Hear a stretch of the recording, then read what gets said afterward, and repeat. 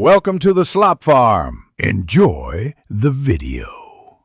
In this video, I will show you how to cook delicious ribs in an air fryer. So let's get started. Begin by choosing 1.5 to 2 pounds of baby back ribs, which fit perfectly in most air fryer baskets. Carefully remove the thin membrane from the back of the ribs. This simple step makes them incredibly tender.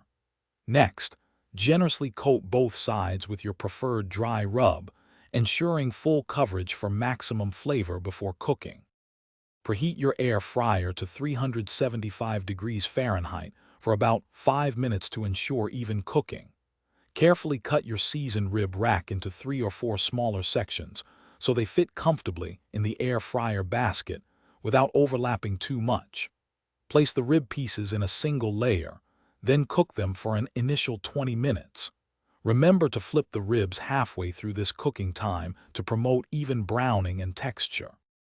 Once the initial 20 minutes are up, carefully remove the ribs and generously brush them with your favorite barbecue sauce.